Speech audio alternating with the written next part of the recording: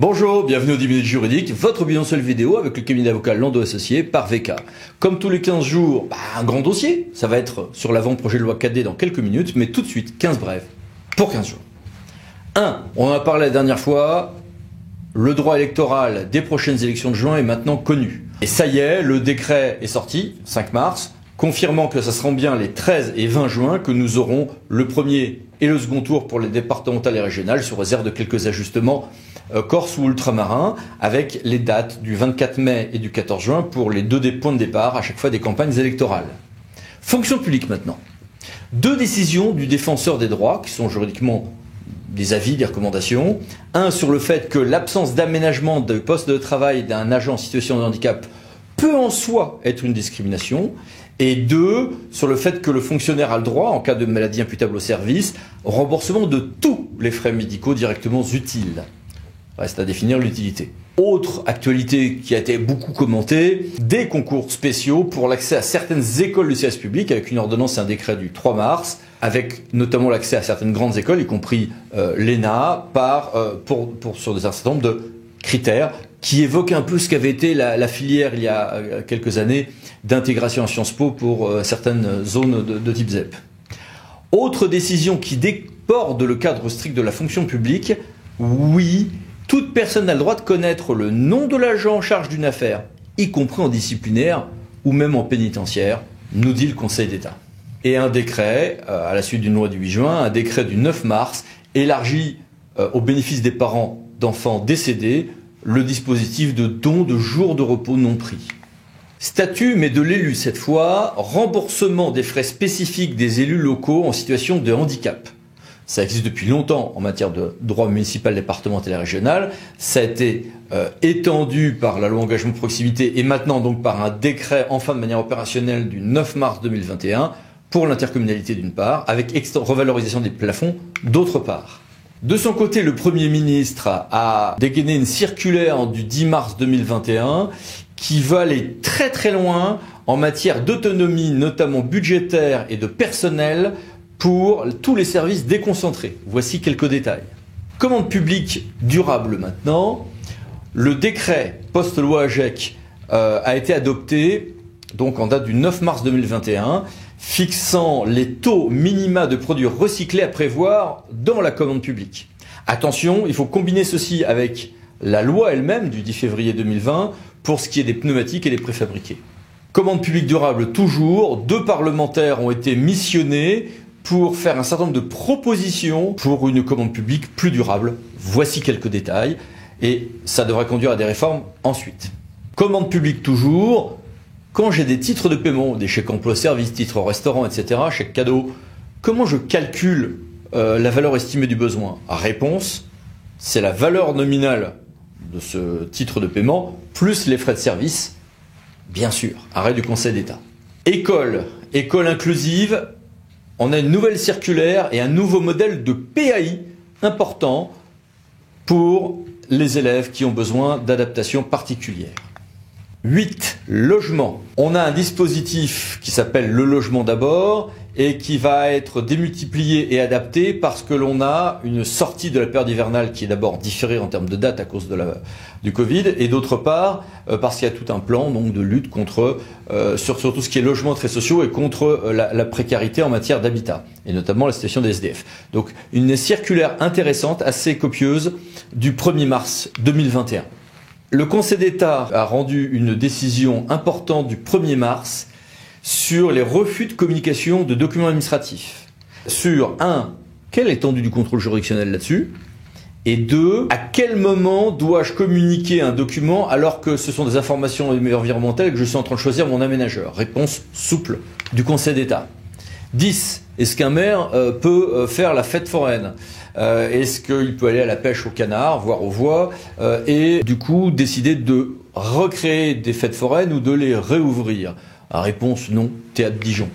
Le Conseil d'État, quant à lui, a suspendu l'interdiction générale absolue de sortie des résidents d'EHPAD, d'où d'ailleurs les nouvelles normes depuis de réouverture progressive des EHPAD. Plus surprenant, on avait vu ensemble qu'il y a eu tout un long feuilleton sur le point de savoir si les maires peuvent ou pas réglementer l'épandage de pesticides sur le territoire de leurs communes, notamment en bordure des habitations. Il y a eu des modifications, notamment décrétales sur ce point, et le Conseil d'État a répondu par la négative à cette question. Mais les maires, entre-temps, ont rusé. Ils ont dit « Ah, mais ce que je vais faire, c'est considérer comme un déchet illégalement déposé tout écoulement de pesticides en dehors des zones où cet écoulement est censé être fait. » Et là, la position, qui n'est pas du coup le même sujet, pas exactement, la position du maire est évidemment beaucoup plus solide, d'où le fait qu'en tout cas, le TA de Nantes n'a pas suspendu un tel arrêté pris par le maire de la montagne. Donc la montagne accouche d'un arrêté, le TA lui a souri. Autre grand sujet en ce moment, le zéro artificialisation nette, sobriété foncière, qui sont un des grands thèmes du quinquennat, qu'il est question maintenant de décliner dans le projet de loi sur la lutte contre le dérèglement climatique et renforçant la résilience face à ses effets. Sauf que du coup, on va vers une réglementation extrêmement stricte et quantitative de ces questions d'artificialisation nette de sol. Un certain nombre d'associations d'élus, notamment la DCF, ont poussé un coup de gueule en disant allons vers quelque chose d'un peu plus qualitatif et d'un peu moins quantitatif. 14. Ajustement post-loi ASAP pour ce qui est des prescriptions techniques applicables en matière d'ANC, notamment de petites ANC. Voici. Et 15, trois textes importants sur les énergies vertes et sur l'électricité. Passons maintenant au grand dossier. Avant-projet de loi 4D, les facettes d'un texte sans grand relief. Le voile se lève sur les dimensions de l'avant-projet de loi 3D devenu 4D, avec en gros 6 grands thèmes. Sur la différenciation territoriale, la démocratie locale, les chefs de filât, on va vers des possibilités d'évolution avec des pouvoirs donnés aux élus locaux normatifs, mais attendons le texte définitif parce que c'est un peu compliqué. On ancre le principe de différenciation territoriale dans la loi, on abaisse les seuils de signature d'habitants ou de citoyens pour qu'une délibération puisse être inscrite à l'ordre du jour, on définit, important, les contrats de cohésion territoriale et quelques autres ajustements, notamment sur les CTAP, qui d'ailleurs auraient l'obligation de débattre de possibles délégations de compétences par convention. On développerait une sorte de chef de filat, comme il y en a déjà, mais qui serait donné à la région dans un certain nombre de domaines, planification de la transition, de l'efficacité énergétique, coordination et animation de l'économie circulaire, pas vraiment une révolution, vu les compétences qu'ils ont déjà, au département en matière de santé, habitat et précarité, et au bloc local pour la transition énergétique au plan local, les 2 cycles de l'eau, les déchets. Rien de très révolutionnaire. En matière de mobilité, on aura une décentralisation des tronçons de route nationale au département, voire aux métropoles. Il y a tout un débat sur le point de savoir s'il pourrait y avoir une expérimentation sur de la décentralisation des routes nationales aux régions, donc attendons les textes définitifs sur ce point. Il s'agira de s'appuyer sur les collectivités pour piloter l'investissement dans les réseaux routiers, évolution des ZFE, transfert de gestion de propriété des petites lignes ferroviaires et des gares. Les intercos auraient un siège de plus à l'ADEME. Il y aurait un régime juridique éventuellement sur le trait de côte, mais on n'est vraiment qu'à miguer là-dessus. Renforcement des pouvoirs des maires sur les espaces naturels protégés, et les régions verraient leur rôle renforcé pour gérer les zones Natura 2000. En matière d'urbanisme et de logement, serait expérimentée sur 6 ans une délégation complète de compétences en matière de logement et d'hébergement au profit des EPCI. On accélérerait la récupération des biens vacants, en tout cas en centre-ville, extension du régime des opérations de revitalisation du territoire, un département pourrait réaliser le PLH d'un EPCI, ajustement sur le fameux article 55 de la loi SRU, expérimentation de l'encadrement des loyers. En matière de santé, cohésion sociale, scolaire, on aurait des collectivités qui verraient leur siège réévalué à la hausse dans les ARS, qui pourraient financer les établissements publics de santé. On aurait une recentralisation expérimentale du RSA, un rôle de chef de filat donné au département pour l'habitat inclusif, quelques ajustements sur les métropoles ou les communautés urbaines pour les SIAS, quelques éléments sur la protection de l'enfance, quelques éléments sur la médecine scolaire ou les relations entre collectivités et établissements publics locaux d'enseignement. Un volet déconcentration aussi, avec un cadre juridique pour les maisons France Service et quelques autres éléments qui ne sont pas bouleversants à vrai dire. Un régime par défaut sur l'état d'urgence sanitaire qui fait qu'on aurait un droit tout prêt, si vous voulez, si demain ça nous revient, et toute une série de réformes balais et un assez beau volet ultramarin. Bon, donc au total, un texte où il n'y a rien qui est un relief immense, rien qui bouleverse, mais beaucoup de petites choses qui sont assez intéressantes. Il faut dire aussi que au lendemain du grand débat national, c'est surtout une pause dans les réformes qui avaient été demandées et un retour au couple de communes-départements. Mais c'est vrai que après donc la loi engagement et proximité, qui était quand même très très communaliste, on s'attendait à un texte un peu plus intercommunal, ce qui n'est que très peu le cas dans ce texte. Mais il y a des choses intéressantes.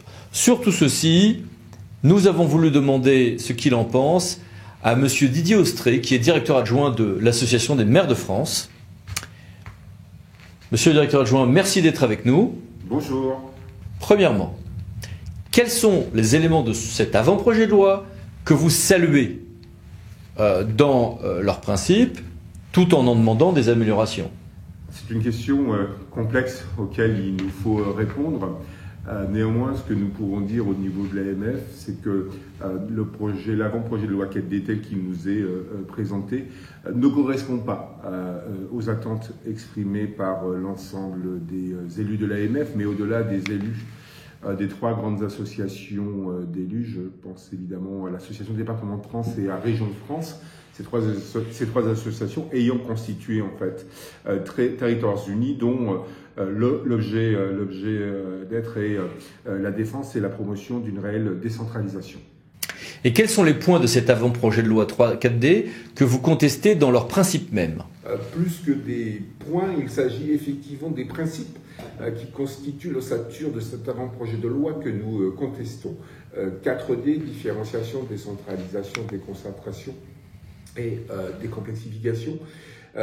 Certains de nos élus rajoutent un 5e D pour le D de déception, ce qui en signifie long sur l'attente qu'avaient les élus de l'AMF à l'égard de ce texte. Je parlais effectivement de principe, puisque au-delà effectivement de la déconcentration, nous nous rendons compte effectivement dans un certain nombre d'articles qu'il y a des velléités, des tentatives de l'État de recentraliser. Je pourrais donner un certain nombre d'exemples sur un certain nombre de sujets, autant de manières de faire effectivement qui ne correspondent pas aux attentes de nos élus. Et quels sont, pour l'AMF, les grands points absents de ce texte?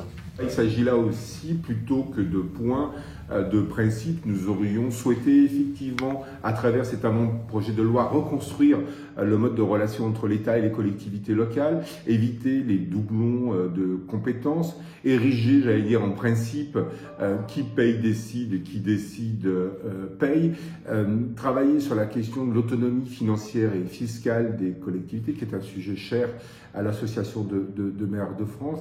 Là encore, l'ensemble de ces éléments ne sont pas contenus dans cet avant-projet de loi, qui constitue plutôt pour nous un ensemble effectivement d'éléments assez disparates, assez hétérogènes, qui concernent évidemment les collectivités et l'État, mais qui se caractérisent par un manque de souffle, par un manque d'ambition que nous regrettons. Eh bien, merci et au revoir. Merci de cet échange. Au revoir et à bientôt. Et merci à vous. Pensez à vous abonner et à bientôt pour une nouvelle vidéo, les 10 minutes juridiques, parlant de associés pour VK. Au revoir.